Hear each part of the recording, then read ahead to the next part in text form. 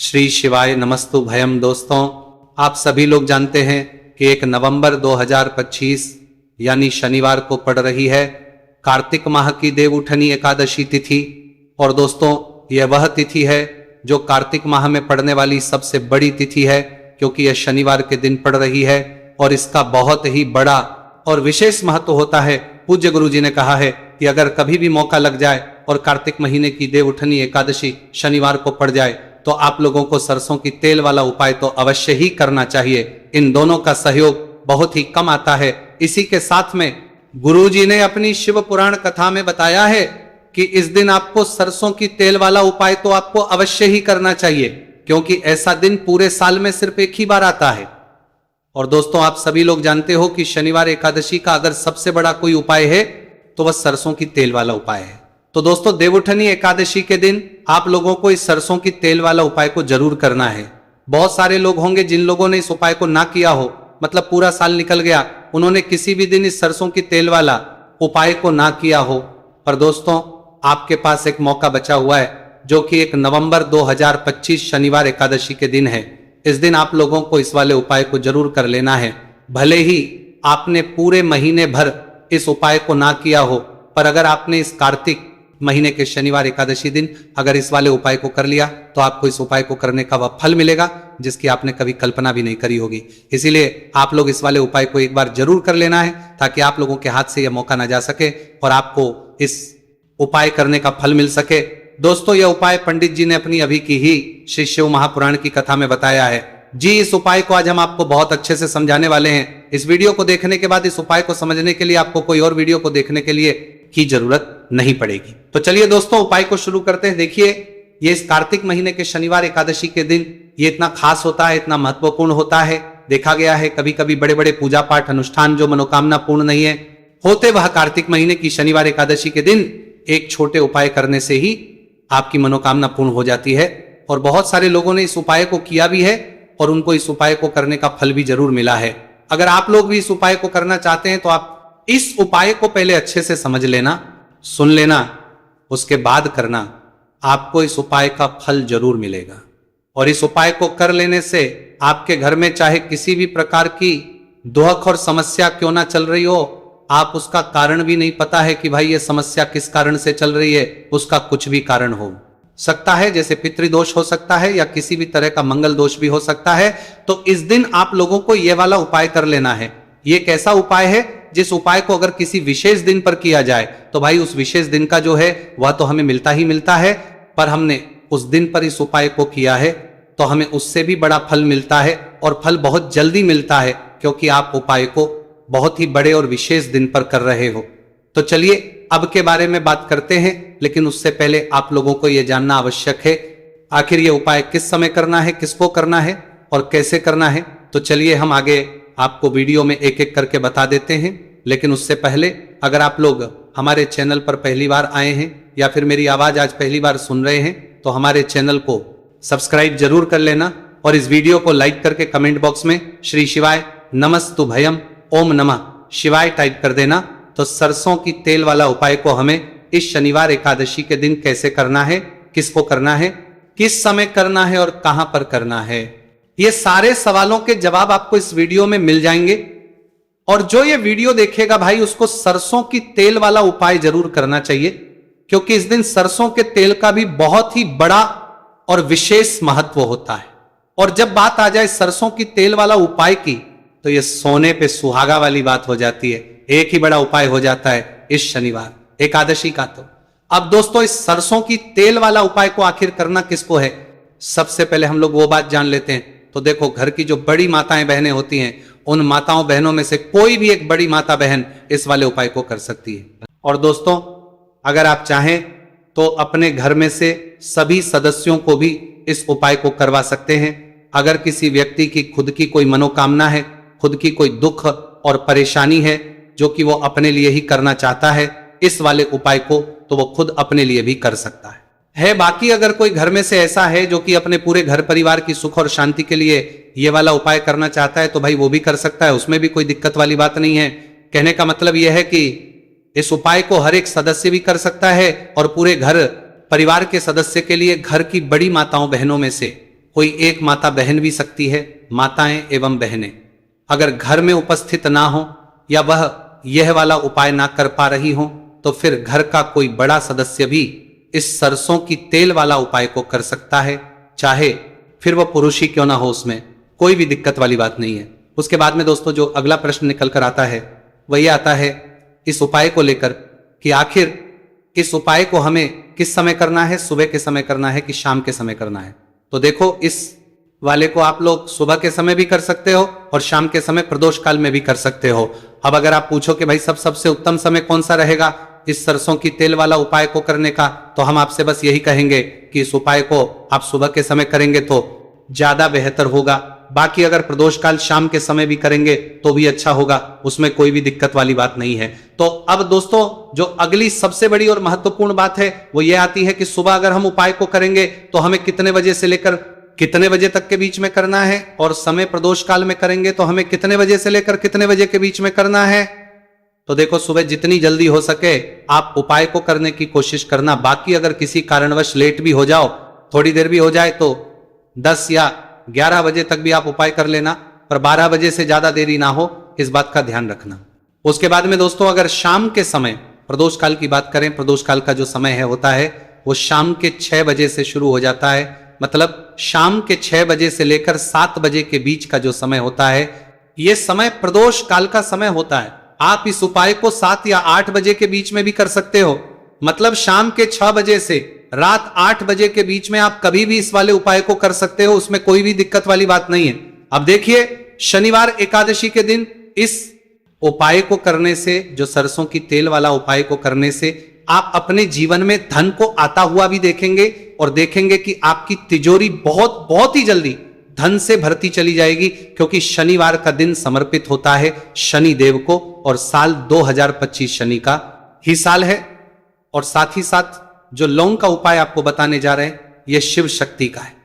अब देखिए जब भी का उपाय करेंगे और सरसों के तेल के साथ करेंगे, शनिवार के दिन करेंगे, तो चमत्कार ऐसा होगा ना जीवन में कि विश्वास कर नहीं पाएंगे।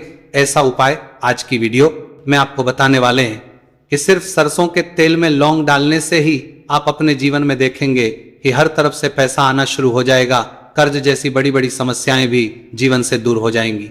अब सबसे पहले आपको बता दें, देखिए अभी व्यक्ति की कुंडली में अगर शनि दोष होता है तो जीवन पूरी तरह कष्टों से भर जाता है, उसे आर्थिक तंगी का सामना करना पड़ता है, उसके घर में बीमारियां भी आती हैं, उसका हर तरफ से नुकसान होता है, बाधाएं उसे घटती हैं, वह अपने जीवन के कष्टों से इतना ज्यादा परेशान हो जाता है कि हर प्रकार का उपाय करता है, सब कुछ करता है। वह व्यक्ति जिसके जीवन में दुख और कष्ट बढ़ जाते हैं। अब यह सच भी है कि शनि की पीड़ाएं जब किसी को परेशान करती हैं तो व्यक्ति हर तरफ से दुखी हो जाता है। लेकिन आपको बता दें, अगर कोई भी व्यक्ति शनि देव को प्रसन्न कर ले तो सुख और समृद्धि भी इतनी आती है घर में कि व्यक्ति संभाल नहीं पाता है, धन इतना आता है कि संभाल नहीं पाता है। अब साल 2025 में शनि देव को जो प्रसन्न कर लेता है उसके जीवन के कष्टों को दूर होने में जरा सी देर नहीं लगती। तो चलिए बात कर लेते हैं। सबसे पहले उपाय कि 1 लौंग सरसों के तेल के दीपक में कैसे डालनी है और उपाय को किस तरह से आपको करना है। देखिए बहुत बार क्या होता है कि घर के लड़ाई झगड़े जो है ना ये बढ़ते ही चले जाते हैं, घर में नकारात्मक ऊर्जा बढ़ जाती है, हर टाइम घर में क्लेश हो रहा है, तो ऐसे घर में हमेशा धन की कमी होती है, हमेशा ऐसे घर में पैसे की कमी होती है, क्योंकि ऐसे घर में कभी भी मां लक्ष्मी वास नहीं करती है। अब सबसे पहले अपने घर के लड़ाई झगड़े को दूर करिए, आपके घर में पैसा खुद आना शुरू हो जाएगा। तो आपको करना क्या है, आप लेना है सरसों का तेल, छोटी सी कटोरी में सरसों का तेल ले लीजिए और उसके अंदर आप एक छोटी सी लौंग डाल दीजिए। अब मिट्टी का छोटा सा दीपक लेना है, यह दीपक आपको इसी सरसों के तेल से भरना है। जो सरसों का तेल लिया है आपने जिसमें 1 लौंग डाली है फूल वाली, आपको क्या करना है उसी दीपक के अंदर डालना है, ठीक है ना। आप यहां पर अगर 2 लौंग ले लेते हैं तो भी बहुत उत्तम है, 1 लौंग चाहे तो 1 डाल दे, वरना 2 लौंग भी आप डाल सकते हैं। अब आपको क्या करना है, यह दीपक आपको लेकर जाना है शनिवार के दिन शाम के समय में शनि देव के मंदिर में। देखिए देव के मंदिर का मतलब है जहां भी शनि देव की कोई मूर्ति हो, कोई प्रतिमा हो, कोई शिला हो, ठीक है ना। तो ऐसे मंदिर में आपको जाना है और शनिदेव के मंदिर में जाकर यह दीपक आपको जलाना है।